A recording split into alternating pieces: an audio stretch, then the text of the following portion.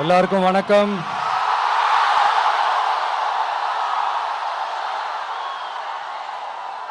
எல்லாரும் எப்படி இருக்கீங்க? சாப்பிட்டீங்களா?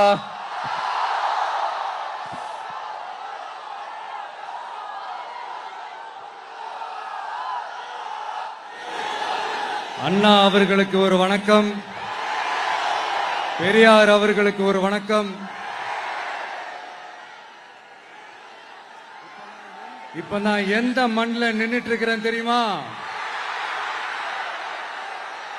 ஒரு ஆண்டவர் அன்போட நெல்லுக்கடை மாரியம்மன் அன்னை வேளாங்கண்ணி ஆசியோட கடல் தாய் மடியில் இருக்கிற என் மனசுக்கு ரொம்ப நெருக்கமான நாகப்பட்டினம் மண்ணில் இருந்து நின்று பேசிட்டு இருக்கிறேன். என் நெஞ்சில் குடியிருக்கும்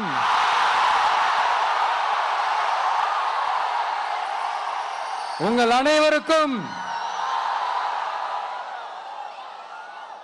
என்னைக்குமே ஒரு மீனவ நண்பனா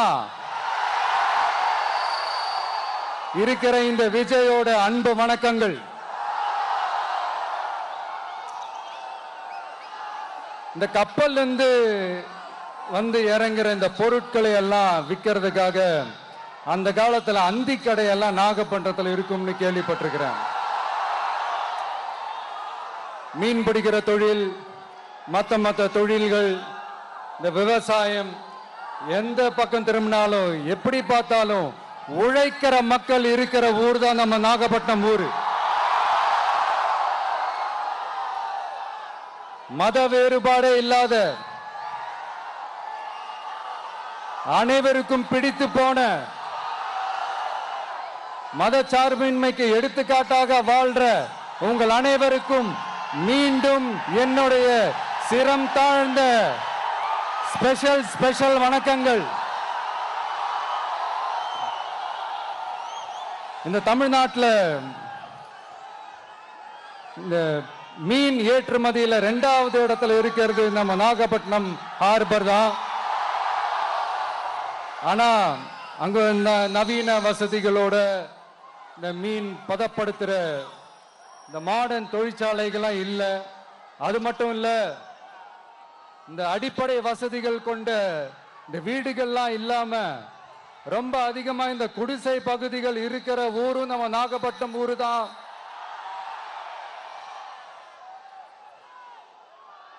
இந்த முன்னேற்றத்திற்கெல்லாம் எங்கள் ஆட்சி தான் சாட்சி. அப்படி இப்படின்ட்டு இந்த அடுக்குமொழியில பேசி அது நம்ம கேட்டு காதுல இருந்து ரத்தம் வந்ததான் மிச்சம். இவங்க ஆண்டது பத்தாதா? இப்படி தவிக்கிறாங்களே நம்ம மக்கள், அது பத்தாதா?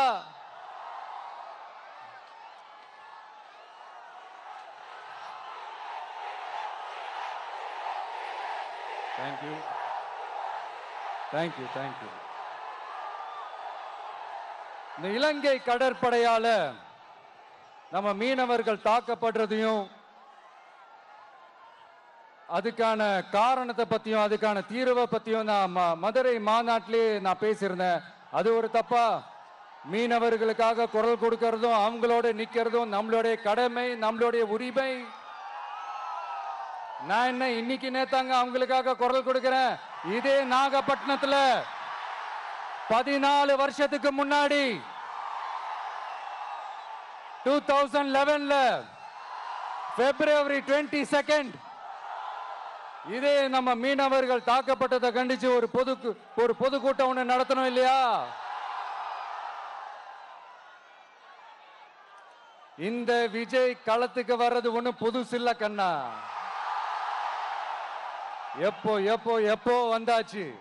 என்ன ஒண்ணு, முன்னாடிலாம் விஜய் மக்கள் இயக்கம் என்ற அந்த இயக்கமா வந்து நிற்போம்.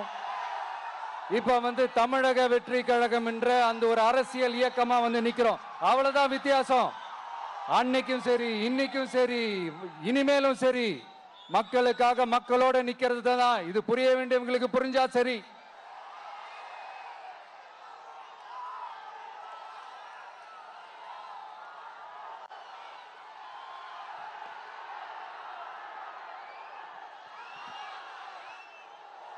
மீனவர்களுக்காக குரல் கொடுக்கிற இதே சமயத்துல நம்ம தொப்புள் கொடி உறவுகளான ஈழத் தமிழர்கள் அவங்க இலங்கையில் இருந்தாலும் உலகத்துல எந்த மூலையில இருந்தாலும் தாய்ப்பாசம் காட்டின தலைவனை இழந்து தவிக்கிற அவங்களுக்காகவும் குரல் கொடுக்கிறது, அவங்களுக்காகவும் நிக்கிறது நம்மளோட கடமை இல்லையா? மீனவர்களோட உயிர் எந்த அளவுக்கு முக்கியமோ அந்த அளவுக்கு ஈழத் தமிழர்களோட அவங்களுடைய கனவுகளும் அவங்களுடைய வாழ்க்கையும் நமக்கு ரொம்ப ரொம்ப முக்கியம். நம்ம மீனவர்கள் படுற இந்த கஷ்டத்தை எல்லாம் பார்த்து ஒரு பெருசா ஒரு கடிதம் ஒண்ணு எழுதிட்டு அதுக்கப்புறம் கப்சிப்புன்னு சைலண்டா போறதுக்கு நாம ஒண்ணு இந்த கபட நாடக திமுக அரசும் கிடையாது. மத்த மீனவர்கள்னா இந்திய மீனவர்கள், நம்ம மீனவர்கள்னா தமிழக மீனவர்கள். இப்படி பிரிச்சு பார்த்து பேசுறதுக்கு நாம ஒண்ணு பாசிச பாஜக அரசும் கிடையாது. நிரந்தரமான தீர்வு, நிரந்தரமான ஒரு இந்த ப்ராப்ளத்தை சால்வ் பண்றதுதான் நம்மளுடைய ஒரு முக்கியமான ஒரு அஜெண்டாவே. சரி, இப்ப நம்ம நாகப்பட்டினம் ஏரியாவுக்கு வருவோம்.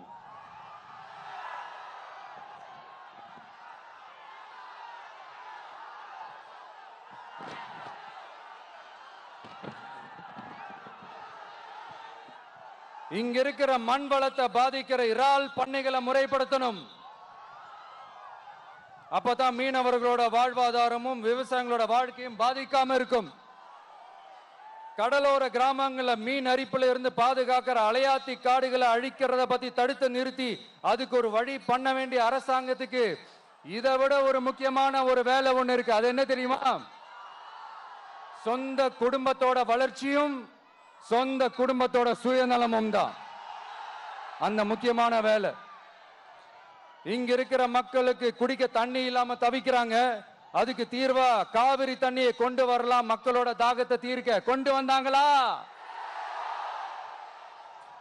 இவ்வளவு பாரம்பரிய கடல் சார்ந்த ஊர்ல ஒரு கவர்மெண்ட் மெரைன் காலேஜ் ஒன்னு கொண்டு வரலாம். கொண்டு வந்தாங்களா? மீன் சம்பந்தமான எந்த தொழிற்சாலையும் அமைக்கல. அமைச்சாங்களா? அட்லீஸ்ட் நிறைய பேருக்கு வேலை வாய்ப்பு கிடைக்கிற மாதிரி தொழில் வளர்த்தியாவது பெருக்கலாம், அதையாவது செஞ்சாங்களா? ஆனா ஒவ்வொரு டைமும் வெளிநாட்டுக்கு டூர் போயிட்டு வர்றப்பெல்லாம் அத்தனை கோடி முதலீடு, இத்தனை கோடி முதலீடுன்னு சிஎம் அவர்கள் சிரிச்சுக்கிட்டே சொல்லுவாரு. சிஎம் சார், மனசை தொட்டு சொல்லுங்க, வெளிநாட்டு முதலீடா இல்ல வெளிநாட்டுல முதலீடா? ஒட்டுமொத்த தமிழ்நாட்டுக்கும் முதலீடா இல்ல உங்க குடும்பத்தோட முதலீடு வெளிநாட்டுக்கு போகுதா? வேளாங்கண்ணி, நாகூர், கோடியக்கரைன்னு இங்க இருக்கிற டூரிஸ்ட் பிளேஸ் எல்லாம் கொஞ்சம் நல்லா டெவலப் பண்ணலாம். பண்ண என்ன குறைஞ்சா போயிடுவீங்க? வேதாரண்யம் பகுதியில் உப்பு ஏற்றுமதி செய்யறதுக்கு வசதியை செஞ்சு கொடுக்கலாம். செஞ்சாங்களா? நாகூர் ஆண்டவர் அரசு மருத்துவமனையில பிரசவம் பார்க்கிற டாக்டரே இல்லையா? நாகப்பட்டினம் புது பஸ் ஸ்டாண்டையாவது சுத்தமா சுகாதாரமா வச்சுக்கிறாங்களா? நாகப்பட்டினம் ரயில்வே ஸ்டேஷன் வேலைகளை சீக்கிரமா முடிச்சு வைக்கலாம், அதையாவது செஞ்சாங்களா? இங்க ஏற்கனவே இருந்த ஸ்டீல் ரோலிங் மில்லையும் ரயில் பெட்டி தயாரிக்கிற தொழிற்சாலை மூடிட்டாங்க. அத மறுபடியும் திறந்தா நிறைய பேருக்கு வேலை வாய்ப்புகள் கிடைக்கும். ஏன் அதை பத்தி யோசிக்கல? மேலக்கோட்டை வாசல் NH மேம்பாலம் கட்டி 50 வருஷம் ஆச்சு. அது சரியா மேம்படுத்தலாம், அதை செஞ்சாங்களா? Thanjavur to Nagapattinam NH road வேலை பல வருஷமா நடக்குது, இன்னும் முடிச்ச பாடே காணும். அதை வேகப்படுத்தி முடிச்சிருக்கலாம், அதையாவது செஞ்சாங்களா? ரொம்ப முக்கியமா நெல்லு மூட்டையெல்லாம் மழை காலத்துல வெள்ளத்துல நனைஞ்சு நம்ம விவசாயிங்க எவ்வளவு வேதனைப்படுறாங்க. அதுக்கு சரியான ஒரு குடவுன் கட்டி தரலாம், அதையாவது கட்டி தந்தாங்களா? எலெக்ஷனுக்கு முன்னாடி திமுக காரங்க வந்து செய்வோம் செய்வோம் செய்வோம் செய்வோம்னு சொன்னாங்களே, செஞ்சாங்களா? இதெல்லாம் எதுவுமே செய்யாம எல்லாத்தையும் செஞ்ச மாதிரியே அதையும் பெரியமையா வேற சொல்லுவாங்க இவங்க. நான் போன வாரம் திருச்சிக்கும் அரியலூர் மாவட்டத்துக்கும் போய் நம்ம மக்களை சந்திக்க போயிருந்தேன். அப்போ பெரம்பலூரும் போக வேண்டியது. அங்க சில ரூல்ஸ் அண்ட் ரெகுலேஷன்ஸ், ஒரு கட்டத்துக்கு அப்புறம் இந்த பஸ்ஸே மூவ் ஆகல. அதுக்கப்புறம் அதை தாண்டி ஒரு டைமுக்கு மேல பேசுறது, சரி அதெல்லாம் விடுங்க. இந்த நேரத்தில் பெரம்பலூர் பகுதி மக்களுக்கு நான் மன்னிப்பு கேட்டுக்கிறேன். சீக்கிரமாவே உங்களை தேடி நான் வருவேன் ஃபார் ஷுர். நம்ம இந்த டூர் பிளான், இந்த ஷெட்யூல் போட்டதுக்கு அப்புறம் அது என்னப்பா சனிக்கிழமை சனிக்கிழமை சனிக்கிழமை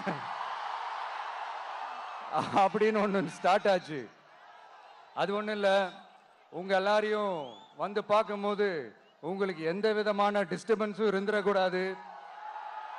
முக்கியமா உங்களுடைய வேலைகளுக்கு எந்த விதமான டிஸ்டர்பன்ஸும் இருந்துடக்கூடாது அப்படின்ற ஒரே காரணத்துக்காக தான் இப்படி வீக்கெண்டா பார்த்து இப்படி இந்த பிளானை ஷெட்யூல் பண்ணோம். லீவு நாட்கள்ல, ஓய்வு நாட்கள்ல வரணும்ன்றதான் அந்த எண்ணமே. அது மட்டும் இல்ல, அரசியல்ல சில பேருக்கு நம்ம ஓய்வும் கொடுக்கணும் இல்லையா? அதனாலதான் இந்த ஓய்வு நாட்களா பார்த்து இப்படி செலக்ட் பண்ணோம். சரி, இப்போ நம்ம மக்களை சந்திக்கிறதுக்கு, நம்ம சொந்தங்களை சந்திக்கிறதுக்கு எத்தனை கட்டுப்பாடுங்க. அந்த இடத்துல பர்மிஷன் இல்ல, இந்த இடத்துல பர்மிஷன் இல்ல. ஆனா அதுக்கான காரணங்கள்லாம் நீங்க கேட்டீங்கன்னா சொத்தையான காரணமா இருக்கும். அங்க பேசக்கூடாது, இங்க பேசக்கூடாது, 5 நிமிஷம் தான் பேசணும், 10 நிமிஷம் தான் பேசணும். நான் பேசுறதே 3 நிமிஷம் தான். அதுலயும் அது பேசக்கூடாது, இதை பேசக்கூடாதுன்னு சொன்னா அப்புறம் நான் எதை தான் பேசுறது? அரியலூர்ல போனப்போ நான் கரெக்டா அந்த ஊருக்கு போறதுக்கு முன்னாடி அந்த ஏரியாலேயே அந்த பவர் கட்டு. அப்புறம் நான் திருச்சிக்கு போய் நான் பேச ஆரம்பிச்சதுக்கு அப்புறம் அந்த ஸ்பீக்கருக்கு போற அந்த வயரு கட்டு. இல்ல, நான் தெரியாம தான் கேட்கிறேன் சிஎம் சார். ஃபார் எக்ஸாம்பிள், இப்போ ஒரு ஆர்எஸ்எஸ் தலைவர் இங்க வராருன்னு வச்சுக்கோங்க, இல்ல நம்ம பிரதமர் மோடிஜி அவர்களோ இல்ல உள்துறை அமைச்சரோ இங்க வராருன்னு வச்சுக்கோங்க. இந்த மாதிரி கண்டிஷன்ஸ்லாம் போடுவீங்க, இந்த மாதிரி பவர் கட் பண்ணுவீங்க, இந்த மாதிரி வயர் கட் பண்ணுவீங்க. கொஞ்சம் கட் பண்ணி தான் பாருங்களேன். முடியாதுல, பேஸ்மெண்ட் அதிரும்ல. நீங்க தான் மறைமுக உறவுக்காரர்களாச்சே. இதாவது பரவாயில்லைங்க. இதை தாண்டி ஒரு ரூல் ஒண்ணு போட்டாங்க, பஸ்ஸுக்குள்ளேயே இருக்கணுமா, பஸ்ஸை விட்டு வெளியில வரக்கூடாதான், கையை இவ்வளவுதான் தூக்கணுமா, இப்படியே வரணுமா, மக்களை பார்த்து சிரிக்காத, மக்களை பார்த்து கையசைக்காத, இப்படியெல்லாம். ஐயோ ஐயோ, நானும் என்னவோ ஏதோ நினைச்சேங்க.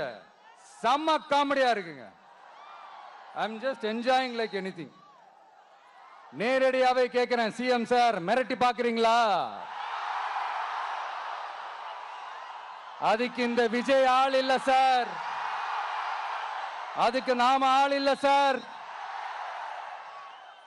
என்ன செஞ்சிருவீங்க? மேக்சிமம் கொள்கைய சும்மா பேருக்கு மட்டும் வச்சுக்கிட்டு குடும்பத்தை வச்சு கொள்ளையடிக்கிற உங்களுக்கே இவ்வளவு இருந்தா,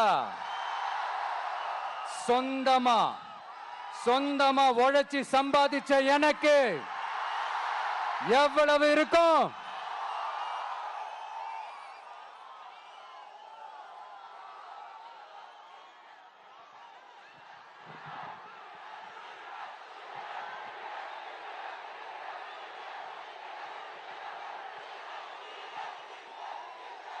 தேங்க்யூ நண்பா.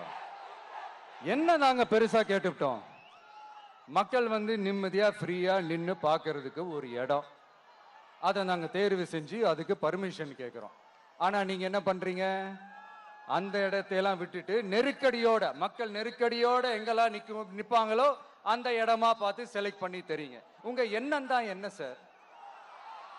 நான் அவங்கள பார்க்க கூடாது, அவங்களோட பேசக்கூடாது, அவங்க குறைகளை கேட்க கூடாது, அவங்களுக்காக குரல் கொடுக்க கூடாது. என்னதான் சார் உங்க எண்ணம்? சரிங்க சார், ஒரு அரசியல் தலைவன் அப்படின்றதெல்லாம் மறந்துருங்க. ஒரு சாதாரண ஒரு தமிழ்நாட்டு மண்ணோட ஒரு மகனா, ஒரு நம்ம தமிழ் மக்களுடைய ஒரு சொந்தக்காரனா, என் மக்களை, என் குடும்பத்தை, என் சொந்தங்களை நான் பார்க்க போனா என்ன பண்ணுவீங்க? அப்பவும் தடை போடுவீங்களா? வேணாம் சார். இந்த அடுக்குமுறை, இந்த அராஜக அரசியல்லாம் வேணாம் சார். நாம ஒண்ணு இங்க தனியால் இல்லைங்க சார். மாபெரும் மக்கள் சக்தியோட பிரதிநிதிங்க சார். மாபெரும் பெண்கள் சக்தியோட சகோதரன் சார். மாபெரும் இளைஞர் இயக்கமா இருக்கிறோம் சார். மறுபடியும் சொல்றேன், 2026 ரெண்டு பேருக்கு நடுவுல தான் போட்டியே. ஒண்ணு இன்னொன்னு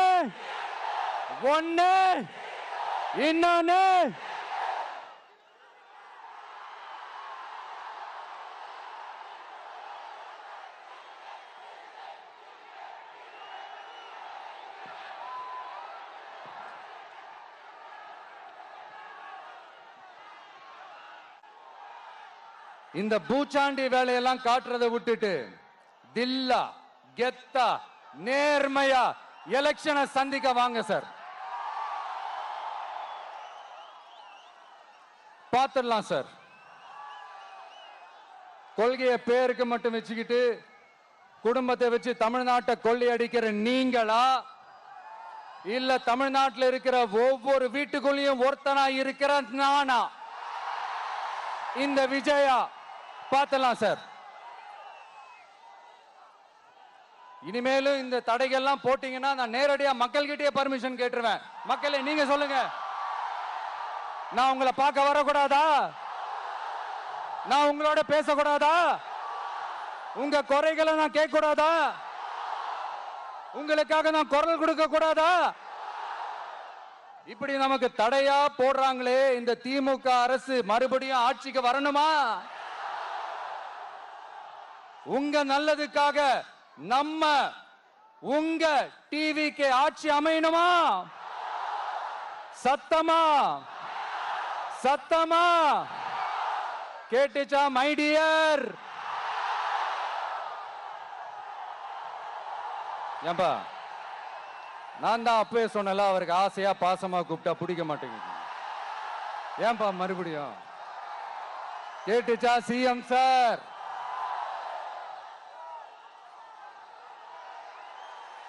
இந்த போர் முழக்கம் உங்களை ஒரு நிமிஷம் கூட தூங்க விடாது, துரத்திக்கிட்டே வரும். கான்பிடண்டா இருங்க, நல்லதே நடக்கும், வெற்றி நிச்சயம். மீண்டும் சந்திக்கும் வரை நன்றி, வணக்கம்.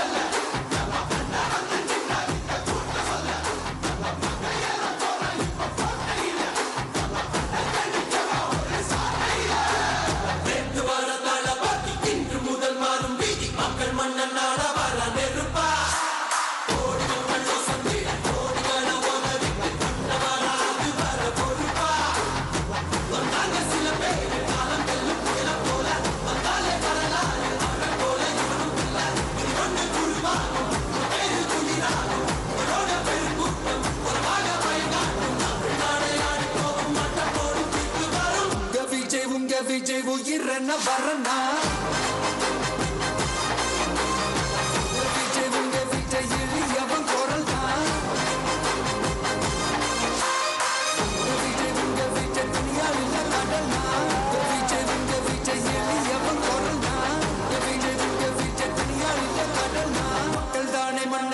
உனக்கு காட்ட வரனா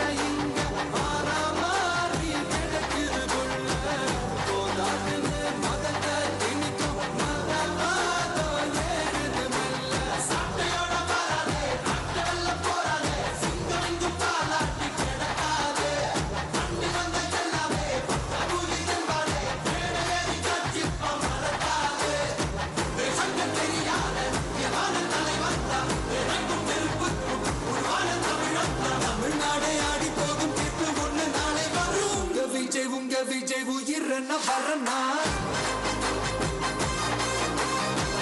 விஜய் உங்க விஜய் எளியவன் குரல்னா விஜய் உங்க விஜய் தனியார் இல்ல கடல்னா விஜய் உங்க விஜய் எளியவன் குரல்னா விஜய் உங்க விஜய் தனியார் இல்ல கடல்னா மக்கள் தானே மன்னர்களை உனக்கு காட்ட வரனா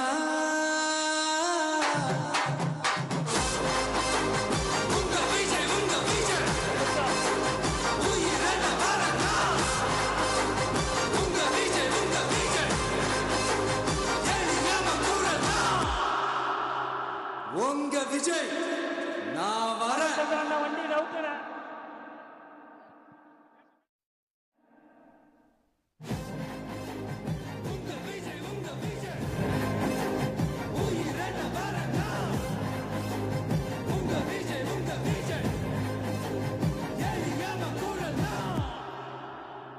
உங்க விஜய் நான் வரேன்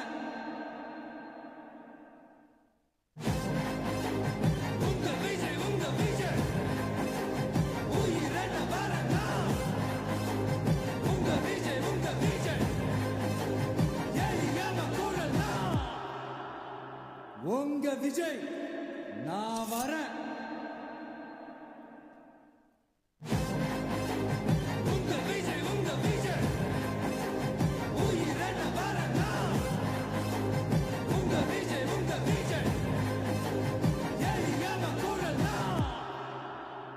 உங்க விஜய் நான் வரேன்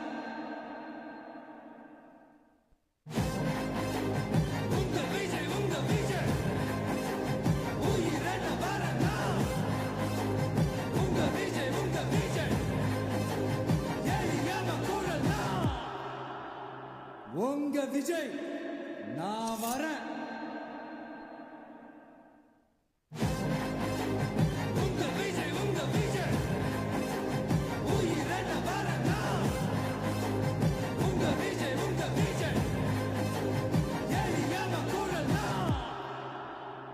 உங்க விஜய் நான் வரேன்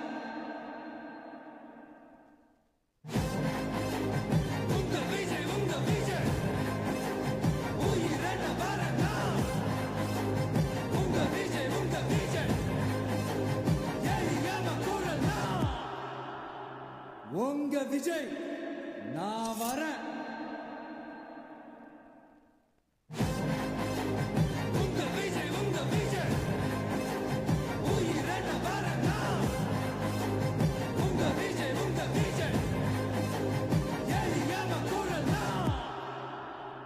உங்க விஜய் நான் வரேன்